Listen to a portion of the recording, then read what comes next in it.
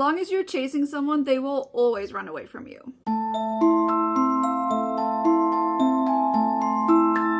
Hi everyone, welcome back to my channel. Welcome if you're new here. Today I want to talk about why you should never ever chase somebody and what you can do instead. So just to kind of break this up a little bit before we get into how to fix it.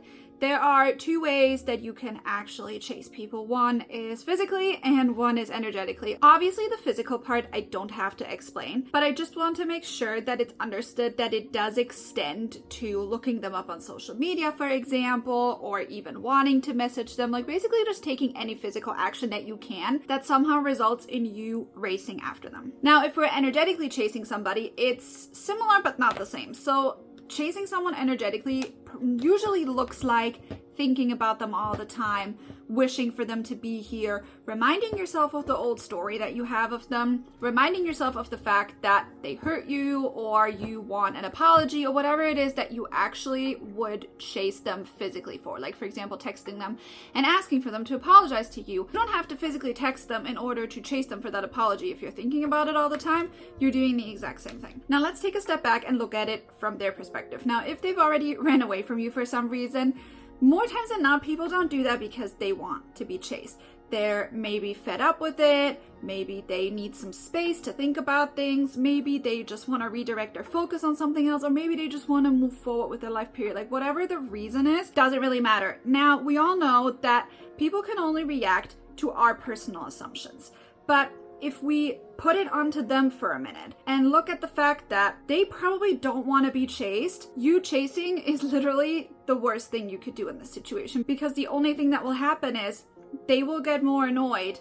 They will get more upset about the situation. You will get more upset about the situation because you keep feeling this anxiety and you're getting triggered, and the feeling of being helpless will come up for you a lot, while their feeling of being just agitated and aggravated over this will heighten their desire to run away from you. And now if we couple in the fact that obviously everyone reacts to our assumptions, the more they run away from us, the more we assume that we're not good enough, we're not wanted, we're not desired. And the more we think about that and the more we assume that, the more they will reflect that back to us, because they will think that they have to run away from us because they don't want us. Why would they come towards us if we are not the object of their desire, obviously? And I think the biggest hurdle to overcome is the fact that when we are chasing, we are doing so because in turn, we actually want to be the ones who are being chased, so we can feel wanted, we can feel desired, and we can feel wholesome.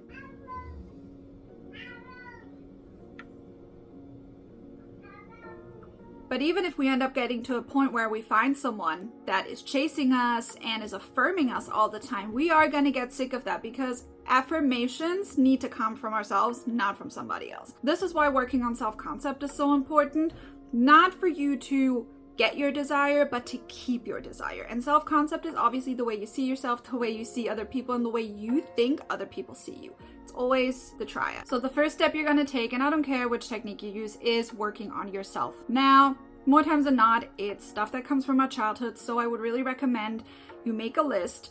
Think about all the things that you are actually thinking about yourself. Like, really be honest with yourself, and then find affirmations that obviously directly contradict that and are more in line with someone who you would think or see as someone who's really confident and just knows their worth, and they don't need to chase anybody, they're being chased. And the second step is obviously to change the story that you have about them. The more you confirm the fact that they're not interested in you, or even assuming that because they're not chasing you, they're not interested in you, you're going to keep this story and this dynamic that you have with them alive. Because let's play devil's advocate and let's say that, for example, they stop communicating with you for whatever reason. And yes, you obviously have the initial assumption that you were going to get ghosted for whatever reason. We sometimes don't know where they come from. You interpreting it in a way that only allows the result of they're doing that because they're avoiding you or they don't want you is exactly what you're gonna get. But that doesn't mean that that's actual reality, because sometimes we assume things that we just don't know to be true and we can't see, but we are so convinced to have to be accurate that we're sitting in that assumption long enough for it to actually come true, even though there might not have been any reason to support that to begin with. So that's why we need to be really, really careful with giving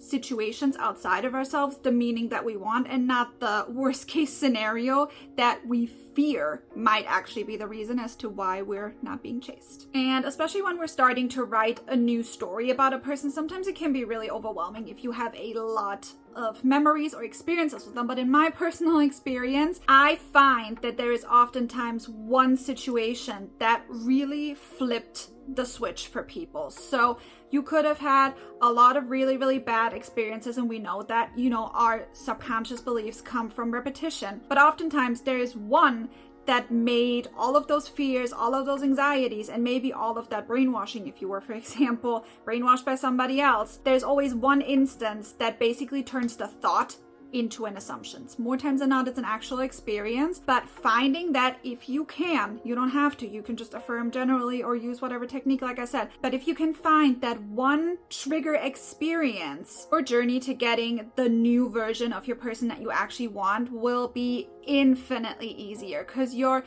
really going to the root problem of things versus trying to be a bit more generalized and having your brain pick and choose which experiences to replace, which can take just in general a little bit longer because it's doing all of the legwork that you could prevent if you are actually finding that one trigger experience. Now, the beauty of doing it this way is obviously the fact that even though we can be triggered sometimes by our own mind, it really is only our mind that is playing with us and kind of standing us in the way, versus when you are physically doing something and you're physically getting reminded of the fact that you're not getting what you want. It is a lot harder to overcome than arguing with your brain and saying, okay, we're having all these memories and these experiences, but why don't we just start interpreting them in a different way? Because there's nothing tangible. This is the thing. There's nothing tangible to prove you otherwise. If you're messaging someone and they're leaving you unread or they're ghosting you altogether, you have physical proof that your old story still exists. If you're not communicating with them at all and you're just doing what I'm telling you to do in your mind, nothing and nobody can tell you otherwise. So it's a lot easier to kind of live in your 4D reality and stay in that belief system and work with your brain until you get to a point where your reality that you see is starting to reflect those changes and those results back to you. Now, a little bonus tip: should you fall off the wagon and chase or react even though you really, really did your best not to, please don't panic. Panic is when you go into a spiral and you start thinking about all the bad things, which is what my next video will be about.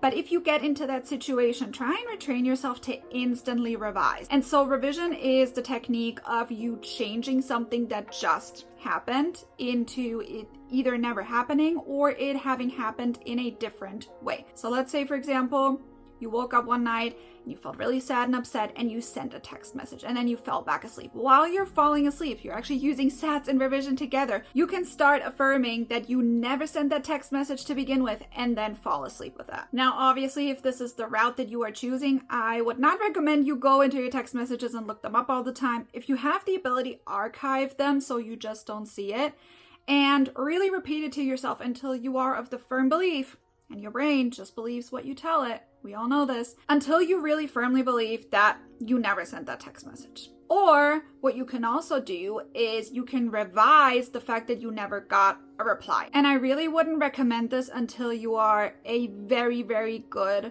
revisionist. But you can absolutely revise and affirm that. Let's say they read it and they left you unread. You can revise that they actually opened it and immediately respond to you. I wouldn't recommend it just because it can really drive yourself crazy and kind of get yourself off of the path of success that you're already on. But of course, it's completely up to you. But this is probably one of the biggest reasons why I've said from the very, very beginning since I started coaching that no contact is the best place you can be. Having contact with somebody does make it infinitely harder to change the story that you have with them, while being in no contact allows you to write both stories of the conversation in a way that you want them to be written, not the way that your subconscious is writing them for you until you change it. But I promise you, chasing them in real life will never ever get the result that you want.